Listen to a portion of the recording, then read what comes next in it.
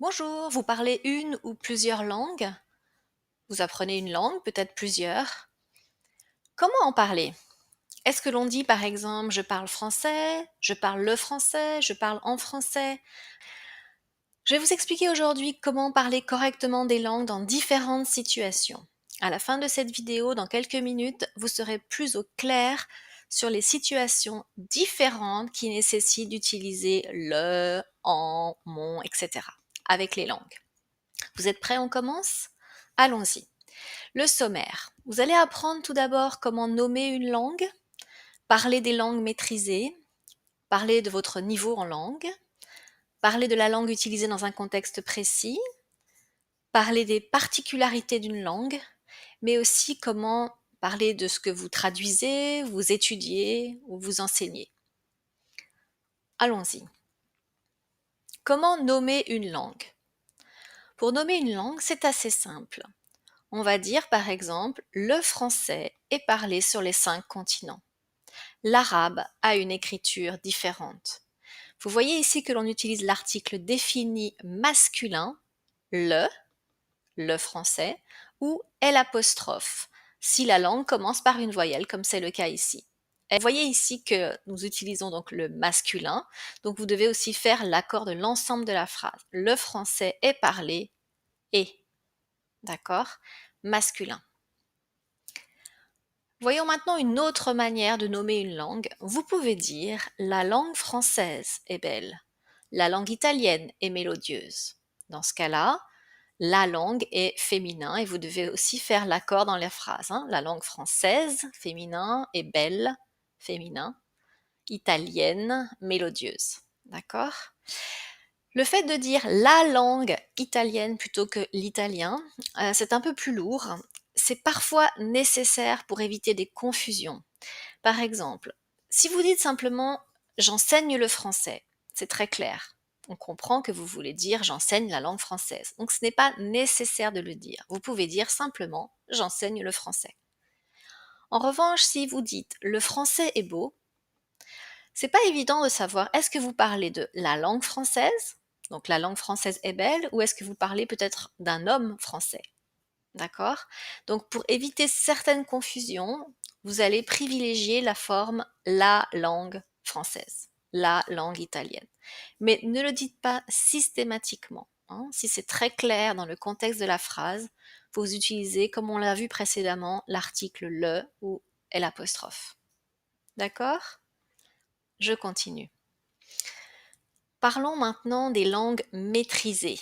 D'accord? Donc les langues que vous parlez, on va dire plus ou moins couramment. Vous allez pouvoir dire je parle le français, d'accord? Donc c'est une langue que vous maîtrisez, ou alors je parle français, d'accord? Avec le verbe parler, l'article le n'est pas obligatoire et très souvent on le supprime, d'accord?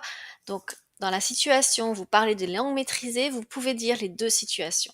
Je parle français, je parle français, le n'étant pas obligatoire. Avec les autres verbes, là on vient de voir le verbe parler. Si vous voulez parler d'une langue mais avec d'autres verbes, par exemple pratiquer, on dit je pratique le français chaque semaine. J'aime le roumain. J'apprends l'arabe. Dans ce cas-là, ce n'est pas le verbe parler. Les articles sont obligatoires. Vous devez utiliser le ou L' devant une voyelle. Le français, le roumain, l'arabe. D'accord? Donc, uniquement avec parler, vous avez le choix d'enlever l'article. Maintenant, comment parler de votre niveau en langue? Parfois, vous pouvez dire j'améliore mon français. Votre portugais est assez bon. Ton chinois est excellent. Vous voyez ici mon, votre, ton sont des adjectifs possessifs. Adjectifs possessifs. Vous allez les utiliser, en fait, ce sont des raccourcis. Quand vous dites j'améliore mon français, en fait, vous voulez dire j'améliore mon niveau en français. D'accord? C'est un raccourci pour dire la même chose. On peut dire par exemple je veux améliorer mon niveau en français. Ou vous pouvez aussi dire je suis assez bon en anglais. D'accord? Là aussi vous parlez de votre niveau. Je suis assez bon en anglais. Là vous voyez qu'apparaît la préposition en. Je suis assez bon en anglais. Vous allez voir maintenant que nous allons beaucoup l'utiliser pour la suite des explications. Si vous voulez parler de la langue utilisée dans un contexte précis, vous allez utiliser en. J'écris en français, mais je préfère lire en espagnol. Donc là, on parle du contexte où vous écrivez, le contexte où vous lisez. D'accord? Vous pouvez dire aussi, c'est un film en turc avec des sous-titres en français. Donc là, on est dans le cas très particulier d'une langue utilisée dans un film. D'accord? Pour les dialogues et pour les sous-titres. C'est un film en turc, des sous-titres en français. En. Quand vous parlez de la langue dans un contexte précis et que vous utilisez le verbe parler, vous pouvez dire je parle en italien avec ma fille, en français avec mon mari et en anglais au bureau. Donc là, c'est les différentes langues que vous parlez selon les contextes. En italien, en français, en anglais. Là encore, avec le verbe parler, il y a une petite particularité. En n'est pas obligatoire, on le supprime souvent. Donc quand c'est clair que vous parlez du contexte, vous pouvez très bien dire je parle italien avec ma fille, français avec mon mari et anglais au bureau. D'accord? Comme vous avez bien précisé les contextes, on comprend. Maintenant, quand vous voulez parler des particularités d'une langue, vous savez, quand on apprend une langue, très souvent on fait des comparaisons. Donc par exemple, on peut dire en russe, le subjonctif n'existe pas, mais il existe en français. Il est beaucoup utilisé en espagnol. D'accord? Autre exemple, en français, cette expression n'existe pas. Donc là, nous parlons des particularités d'une langue. On utilise en systématiquement.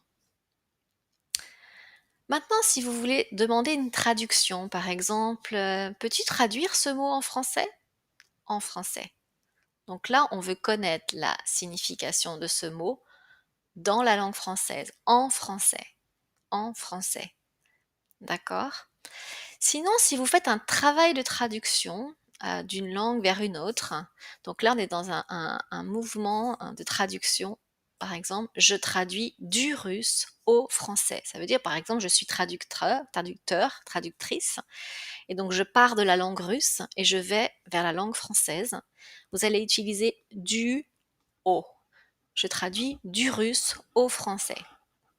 Dans la situation où vous traduisez des langues qui commencent par des voyelles, vous allez le dire, elle traduit de l'arabe à l'allemand. De L' à L'. Donc là, ça traduit en fait le mouvement d'une langue vers une autre. D'accord? Voyons maintenant quand vous étudiez une langue, vous avez plusieurs possibilités. Vous pouvez dire, j'étudie le français. J'étudie le français à l'université, par exemple. Je suis étudiant en français.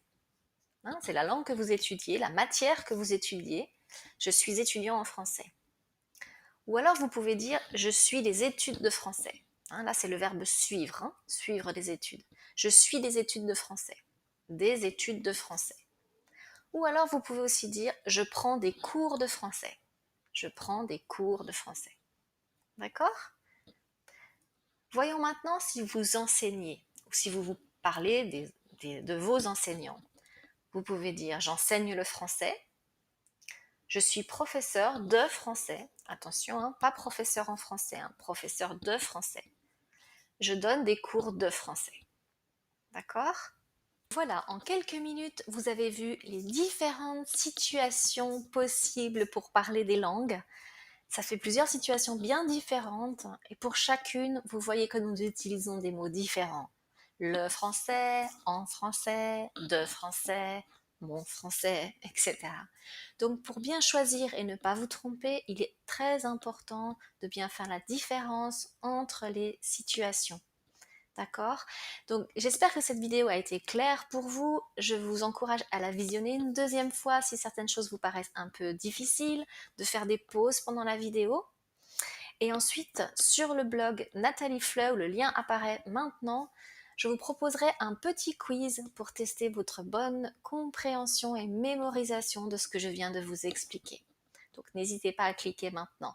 Si cette vidéo vous a plu, cliquez sur j'aime, partagez-la ou abonnez-vous à YouTube. Je vous remercie. À très très bientôt. Au revoir.